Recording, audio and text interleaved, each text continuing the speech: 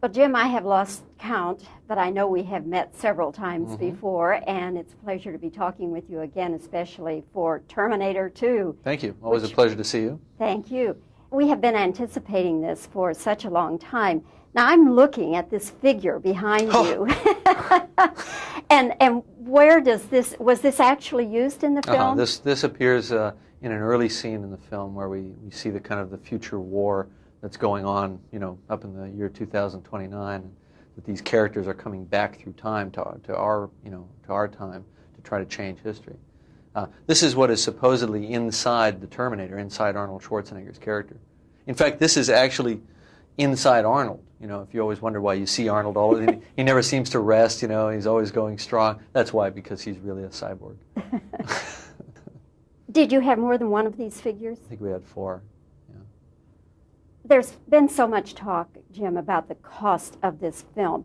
Do you have any idea what just one of those figures would cost? I think they're about $15. Oh, come on now. I don't really know, frankly, because Stan Winston, who did a lot of the makeup and the effects of these Terminator figures, did a kind of a package deal, and so this would have been kind of just all part of that cost. The special effects were expensive on the film. They were also all done on budget. It was all approved money before we started. But we are offering the public, the viewing public, a lot of stuff they've never seen before, a lot of stuff they didn't even know was possible in this film, and that's kind of exciting. The figure we read goes all the way from 88 million to over 100 million. Yeah, Which is it? Yeah, I'm not going to say. I think people should go and see if they think it's worth $7. Well, I'll tell you honestly, Jim, when I saw it beforehand, I thought, no picture could be worth 100 million. You're right. And or maybe even 88, but when you see the effects, you're so blown away by, as you say, things we've never seen before. Yeah, that's part of our goal, but also our goal is to tell a good story and to excite people and to do more than just kind of knock their eyes out. And hopefully the emotional part of it will work for them as well. When you are writing a script and you're dreaming up action sequences and visual effects and so forth, do you always know in your mind how it's going to be executed?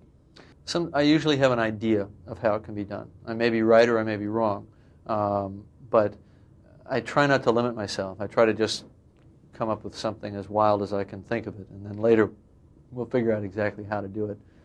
Because I know the best people. I try to work with the best people. Industrial Light and Magic, Stan Winston, some of the other people, Bob and Denny Skotak, the people that have worked with me over the years. We now have a shorthand, common language. We know how to make it look good. Do you ever dream one up that nobody can execute? Hasn't happened yet. I came pretty close a couple times on this film. On the Abyss, on the last film, we came up with that kind of water snake effect, and they didn't really know how to do that, but they created some new things. And the same thing happened on this film. They've created a lot of new computer software and a lot of new techniques. Of all the action scenes or the special effects, Jim, in this picture, Terminator 2, which one pleases you and which are you most proud of? I don't know. I don't really have a favorite. For me, the film works best when all the elements work. When you laugh, when you cry, when you get that kind of adrenaline rush, when an action sequence is going and it makes you want to cheer. I don't really have a favorite shot or anything like that. Some of the scenes are just so overwhelming that we all sat there going, wow. Good. How Good. do they do that? That's why we work these long hours, to try and get that effect. But for instance, just let me ask you this. The helicopter and the motorcycle crash, all right. For real or miniatures, a combination what? It was a combination of full-size stunts and special effects. We had a we had a stuntman come out the window of the building. The helicopter was not really there. The helicopter was put in optically. Then a separate shot of a dummy on a motorcycle hitting the helicopter. Things like that. Oh, I shouldn't tell you how these things are done. The 18-wheeler that goes off the overpass to the canal, but real. Same thing? Totally real. Totally real. What you see is what you get. We just fired that sucker off there at 50 miles an hour. How many 18-wheelers did you trash? Well, we had 3 and we destroyed all of them, but we only did that stunt once. Okay. But when you see the sequence, I mean, you can see there's a lot of impact between the truck and the walls and things like that. Well, I hate the word awesome. I don't know, it's so overused. But I'm using it. Oh, that's okay. You can use it. But for this film, kidding. I am saying Terminator 2 is awesome. Wow, thanks. And I hope it does great for you, and I'm sure it will. We got our fingers crossed. Okay, Jim. Thanks so much for talking with All us right, today thanks. on Cinema Showcase. My pleasure.